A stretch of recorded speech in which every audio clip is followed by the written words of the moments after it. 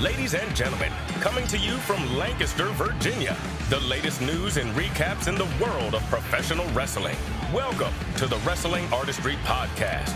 And now, here's your host, Andre Smith.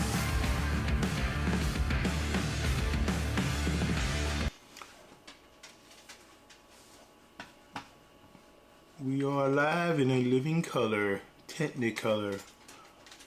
Anyway, moving on. Hello everybody, and welcome to episode 28 of the Wrestling Artistry Podcast. I am your host, Andre Smith, and today I'll be covering results of RAW, WWE RAW, NXT, and AEW Dynamite. I'm not doing a SmackDown review because life happens and time got away from me and I wasn't able to take the notes that I needed to take, but anyway, such is life. Moving on. First of all, some sad news to report. Jay Jarrett, long time first thought of as a wrestler and a referee, but he's best known as being a promoter. He partnered up with Jay Lawler to run the Continental Wrestling Association, also known as Memphis Wrestling. And after that, he helped run the United States Wrestling Association from 1989 to 1997. Oh, back to CWA. He ran that from 77 to 89. And also, he co-founded NWA TNA Wrestling. He unfortunately passed away a couple days ago on Valentine's Day. He was 80 years old. He is also the father of current AEW performer Jeff Jarrett. So my thoughts and prayers go out to him and his family. Anyway, let's get down to covering. Let's see what happened on this past Monday's Raw. From Brooklyn, New York. Becky Lynch and Adam Pearce are in the ring. She asked Pearce to give her a chance to fight her way into a spot in the Elimination Chamber. Bayley comes out to do her usual crying or complaining about why she should have a shot. She's not entitled much, is she? Raw Women's Champion Bianca Belair comes out to suggest a triple threat match. If either Lynch or Bayley win, one of them gets added to the Elimination Chamber match to determine the number one contender. If Belair wins, neither woman gets in. First match of the night, Street Profits versus the Judgment Day, consisting of Finn Balor and Damian Priest. Balor hits coup de grace onto Angelo Dawkins for the win. Afterwards, as Montez Ford was checking on Dawkins, Priest kicks Ford in the head and starts beating on Ford. As the Judgment Day, This Is Our Punishment, Edge and Beth Phoenix come out to even the odds. As Phoenix was about to execute the Glam Slam onto Dominic Mysterio, Rhea Ripley attacks Phoenix from behind and delivers the Riptide onto the Hall of Famer. On the next segment, Brock Lesnar is in the ring waiting for Bobby Lashley to come to the ring to sign the contract. When Lashley's music hits, there are like 12 security guards in the aisle, like they're waiting for a dignitary to come in or something. Then Lashley, he comes out looking clean as ever. He has his own table and chair set up. Acting kind of like a cowardly heel, more or less, isn't he? Anyway, he sits down and says that things are going to be done on his own terms, in that he was in the driver's seat. Then Lesnar, who's already fed up, basically tells Lashley either come in the ring to sign a contract or Lesnar's going to beat his ass unconscious and sign a contract for him. Lashley says that Lesnar doesn't have the balls. So Lesnar proceeds to come down to the aisle, wipes out the security guards, and confronts Lashley. Lashley, though, was ready for Lesnar, as Lashley backdrops Lesnar and then spears the Beast. So apparently Lashley set homeboy up. Then the Almighty decided to sign the contract. Next match of the evening, Piper Niven defeats Michin Mia Yim with the Loch Ness Slam, which appears to be the Big Boss Man's old move from back in the day. As Kathy Kelly was about to interview Baron Corbin, the interview was interrupted by Sami Zayn, who just got into the ring.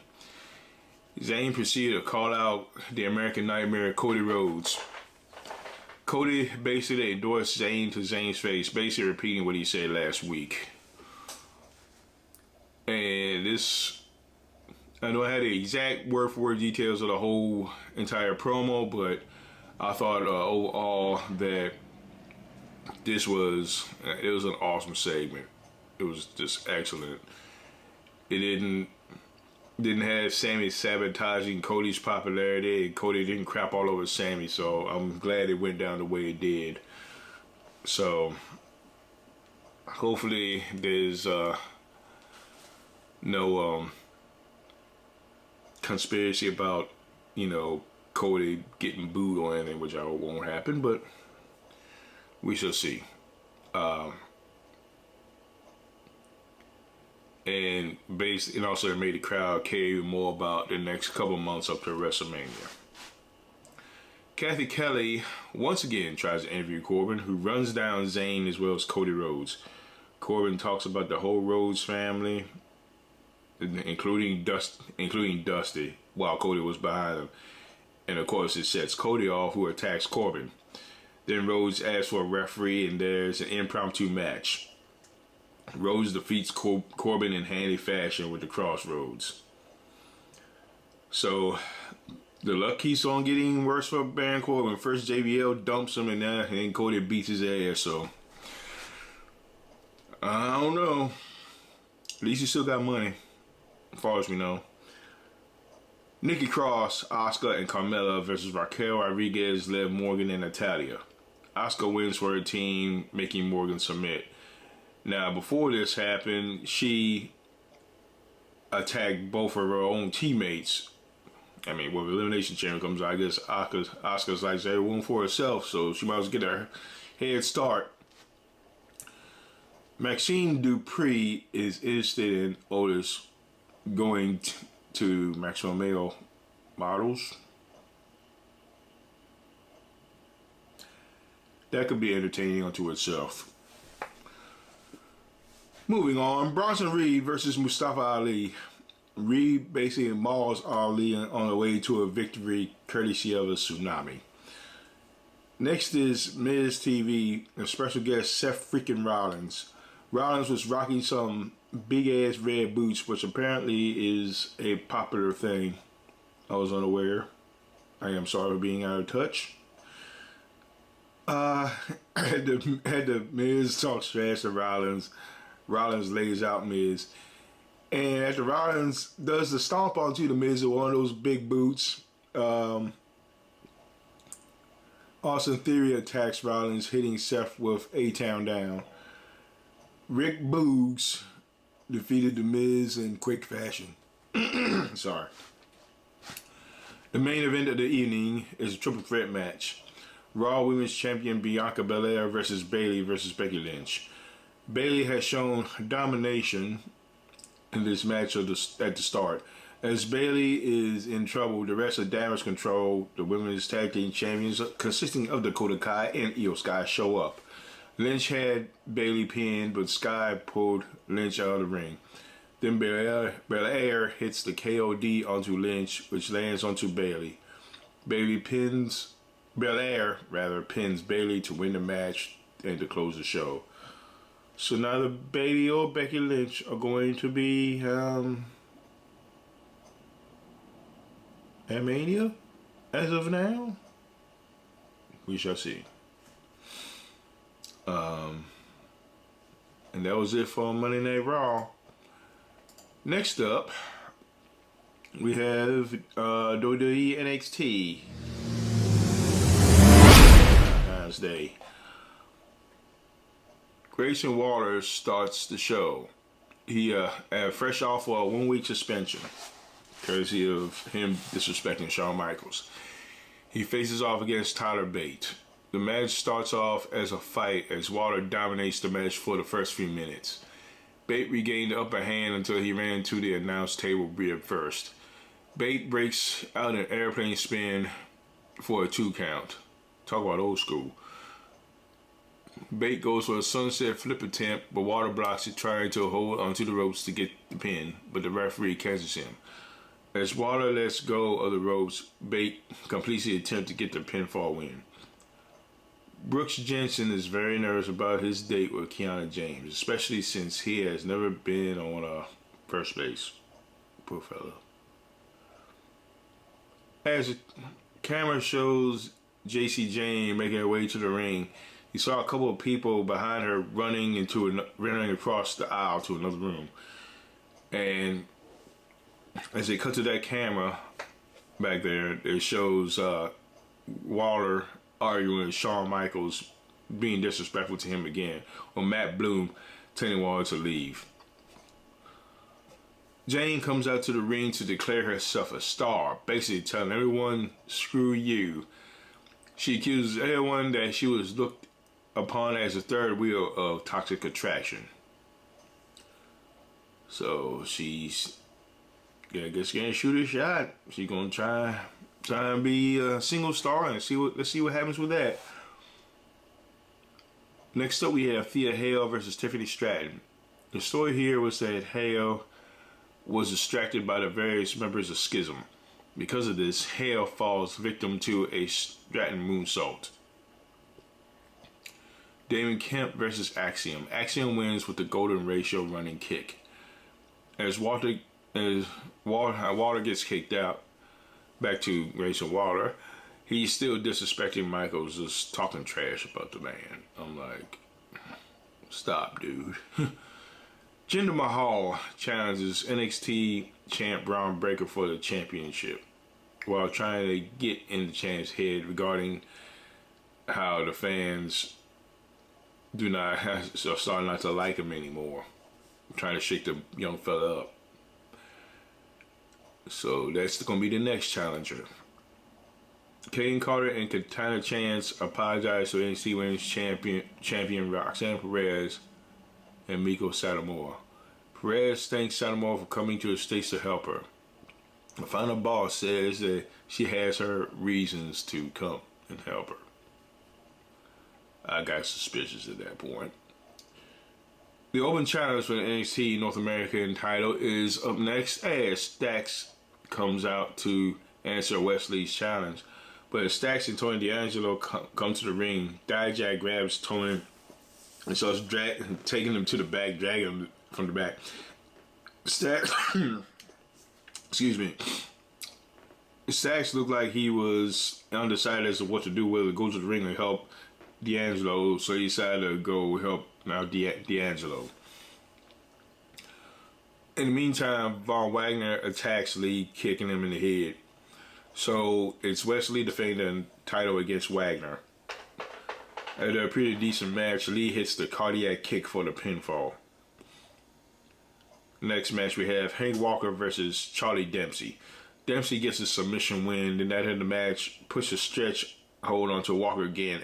And Drew Gulak, who was accompanying Walker, he was just standing there just looking. I mean, he didn't try to help the dude out. I'm like, what's going on here? But afterwards, Gulak got on the ring apron and Dempsey got on the ring apron. They stayed, so then they walked back to the back together. That might be a hell of a team there. Now think about it. We'll see how that goes. Robert Stone is in the locker room getting fed up with Wagner, telling Vaughn to help Stone help Wagner. He's like, help me, help you. So maybe Wagner will get it together. He's got his eyes and everything, he's just not putting it together. Trick Williams calls out Ilya Dragunov. He first did it, I was like, why? But anyway, Dragunov comes out and quickly gets tricked out of the ring. Then JD McDonough comes out. He's sporting a bandage over his eye because he's suffering from a detached retina. He is talking trash to Ila, saying that since he tried to blind JD, McDonough says that by the time he gets done with Ila Dragunov, he won't be able to hold his son. At that point, Dragunov was about to go to McDonough's ass, but Williams drops Dragunov, beating him down. McDonough then tries to enter the ring afterwards, but thought better of it as Dragunov was staring a hole into him. Main event was Kaden Carter and Katana Chance versus Roxanne Perez and Miko Satomura. Perez gets the win for her team with Pop Rocks. Onto, I forgot which one she pinned. Yeah, I was a little off my game this week. Anyway, keeping up with this stuff. Afterwards, Satomura then challenges Perez for the title to close the show. Next up, we have AEW Dynamite. Last night, coming from Sam's Auto Arena in Laredo, Texas. AEW acknowledges the passing, as I said earlier, of longtime promoter Jerry Jarrett. His son Jeff Jarrett chose to compete tonight as he partners up with Jay Lethal, Sanjay Dutt, and Satnam Singh against AEW All-Atlantic champion Orange Cassidy, The Acclaimed, and Billy Gunn. As soon as Gunn tags in, the new AEW Tag Team Champions, his ungrateful sons, the Guns, show up. Singh gets in the ring and cleans house and tags in Dutt. After Singh made the tag, Gunn delivered the famouser onto Singh, taking him out of action. And then Max Cassidy holds Dutt's legs up as Bowens delivers a leg drop in Dutt's midsection, and Bowens pins Dutt to win the match for his team. Next up, we have a Texas Tornado match. Jon Moxley and Claudio Castagnoli of the Blackpool Combat Club versus Roosh and Preston Vance. Vance and Roosh will take out Castagnoli with a chair to the shoulder. Then they double team Mox, busting him open. Who was busted open, rather. Mox then attempts a comeback, though. Vance introduces a chain in the ring and proceeds to hit Max in the head with it. Mox in the head with it. Why am I get saying Max? Jeez. Mox manages to kick out at 2. I need a vacation. Get my mind right. As Claudio was about to hit the neutralizer onto Roosh, Jose the assistant hits Claudio in the back with a chair. This does not go unpunished as Wheeler Yuta comes down to the ring and beats down Jose. Moxley wraps a chain around Vance's throat, then executes an armbar, making Vance pass out in the process to end the match. Meanwhile, Adam Page, who was in the back watching on the monitor, gets attacked by the Butcher, the Blade, and Kip Sabian, who Page was supposed to face later in the night. Jim Ross had a sit-down interview with Wardlow, who shares a story about his late father. Wardlow said that he grew out his beard and hair as a tribute to his father, who passed away from cancer. This is significant because after Samoa Joe beat Wardlow for the TNT title a few months back, Joe cut Wardlow's hair. And the crazy thing about it is, Joe knew the story about Wardlow's hair. So, Joe is taking this thing personally, and Wardlow's out to destroy Joe. Next up, we have Mark Briscoe versus Josh Woods. Briscoe gets attacked on the outside of the ring by Ariel Daivari and Tony Nese, but the Lucha Bros fight Nese and Daivari off. Woods delivers a corkscrew suplex onto Briscoe from the ring apron to the floor, which looked very painful. Afterwards, there's some more action. Briscoe wins with the Froggy Bow. Renee Paquette sits down with Adam Cole. Cole is happy that he'll be back in the ring soon, and he said he had a couple of opponents in mind that he wanted to face. So we'll soon see what's up with that. AEW World Champion MJF is fulfilling his contractual obligation to appear this evening, blessing everyone with his awesome presence. Yeah.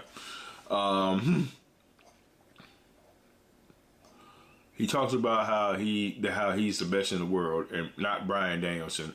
He tries to raise doubt about the integrity of Danielson by having Christopher Daniels, the fallen angel, come out to bury the American Dragon. Daniels offered a disclaimer saying, he was like, full disclaimer here. He said he got paid an obscene amount of money to bury Danielson, but he said he wasn't going to do that. He said there was a point in time that he would have done that years back, but not these days. I guess he's so a foreign falling angel. Instead, Daniels praises Danielson while crapping on MJF.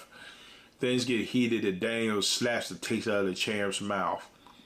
MJF kicks Daniels in the groin and then applies salt to the earth before Danielson runs out to chase off the world champion. Jungle Boy Jack Perry versus the Machine Brian Cage. Machine Gun. At a forearm to the back of the head, Perry rolls up Cage for the win. Afterwards, Christian Cage comes down the aisle. He's still sporting the arm sling, but then he sprays Mace in the eye of Jungle Boy. Then, all of a sudden, Christian Cage is better. He's all healed up. He took the sling off, and then he puts the prettier onto Perry onto the entrance ramp. So that feud is rekindled. Kip Sabian versus Adam Page. Page wins with the dead eye. Moxley comes out to tell Page that they are done. Page says that he didn't like the ending of the last match. As this was going on, the Dark Order came out, and Page wasn't too happy about it. Evil Uno got in Moxley's face, saying that he wasn't scared of him. And I thought the highlight of this was Evil Uno pie-facing Moxley, and I thought Moxley was going to explode. Then Moxley, he looks past Evil Uno and says, hey, Page, Texas Death. So, it'll be Adam Page versus Jon Moxley in a Texas Death match. That's guaranteed to be a bloodbath, I'm sure. The main event of the evening, Toni Storm versus Ruby Soho versus Britt Baker. And the story here is everybody is wondering whose side is Soho on. After a decent match, Soho rolls up Baker for the win. At the match, Saraya and AEW Women's Champion Jamie Hayter both flank her and they're like, what you gonna do? What you gonna do? What you gonna do? And Ruby was like, leave me the hell alone. And that was it to close the show. That was it for AEW Dynamite. And this concludes this episode of the Wrestling Artistry Podcast. And I'll be sure to be back soon for some more wrestling recaps and maybe a little bit of news. And until then, fans, so long for now.